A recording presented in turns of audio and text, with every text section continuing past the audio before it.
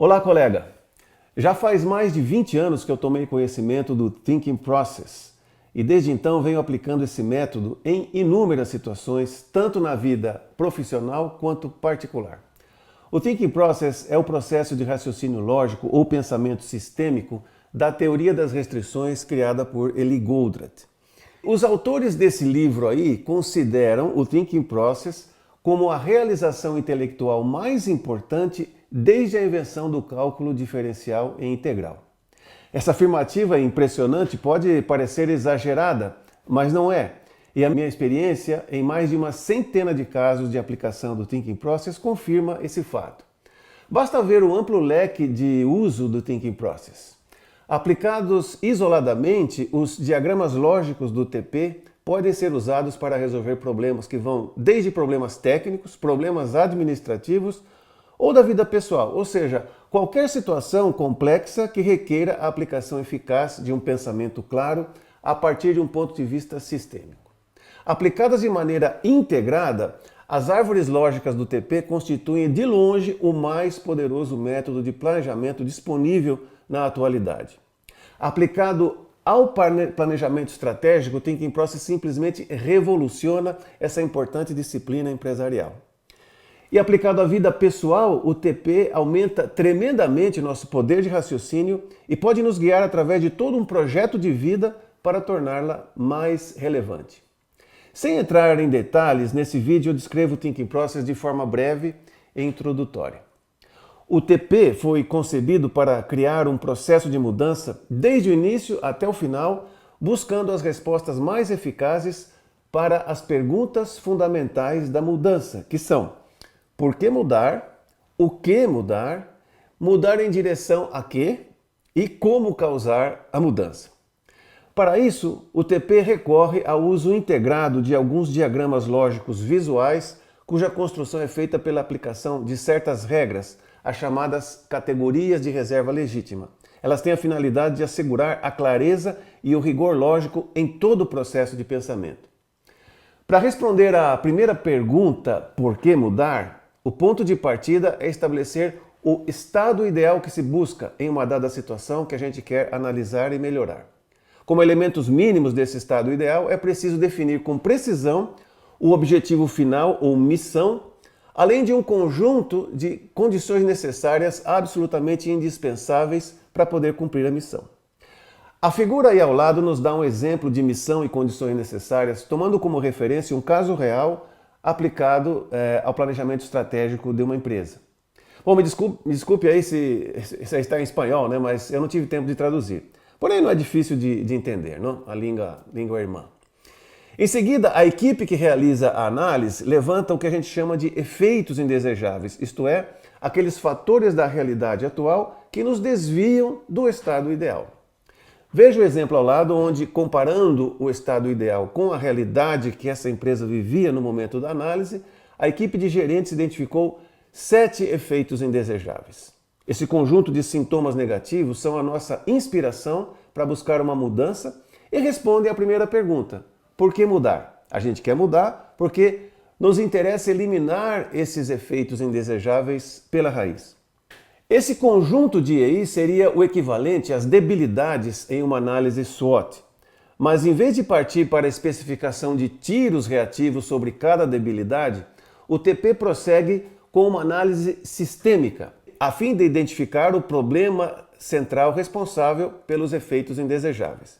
E a ferramenta para isso é a árvore da realidade atual, que evidencia com rigor lógico toda a cadeia de causa e efeito que une o problema central aos efeitos indesejáveis.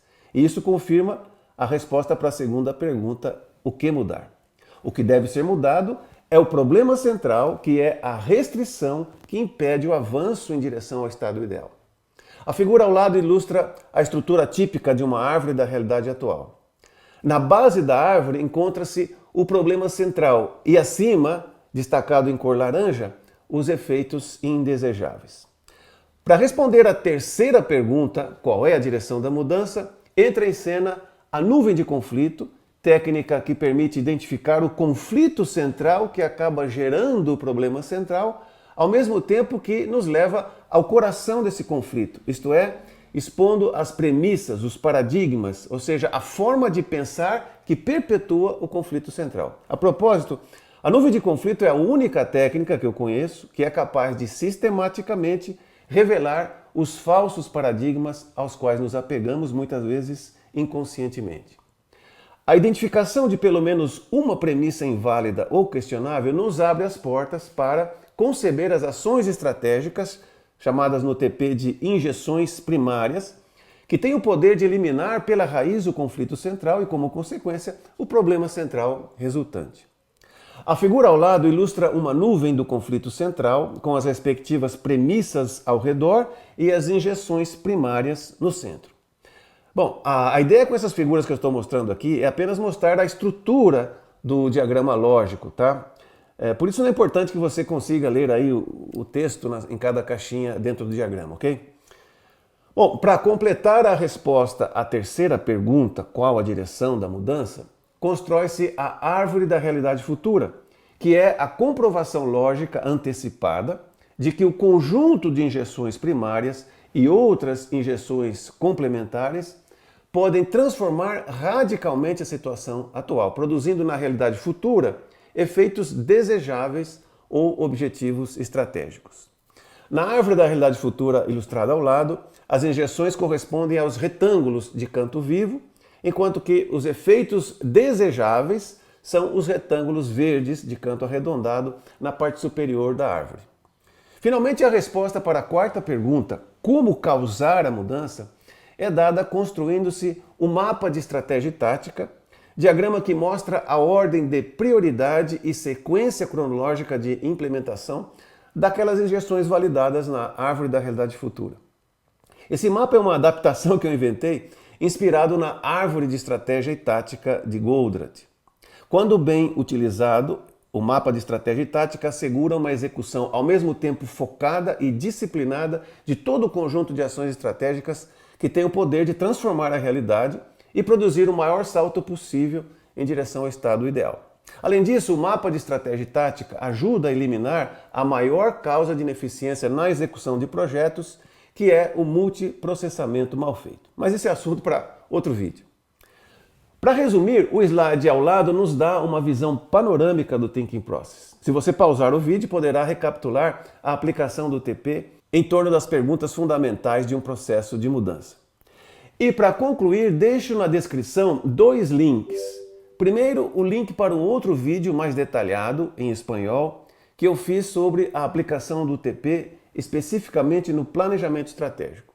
E segundo, se você quer dominar o Thinking Process, deixo também o link do meu curso completíssimo na plataforma Resolve.guru, totalmente online e por um preço simplesmente ridículo, considerando o valor desse poderoso método. Recomendo fortemente esse curso para qualquer pessoa que esteja determinada a ser muito mais eficaz na conquista de resultados relevantes em sua vida profissional e pessoal. Obrigado por ter me acompanhado até o final e a gente se vê nos próximos vídeos. Até mais!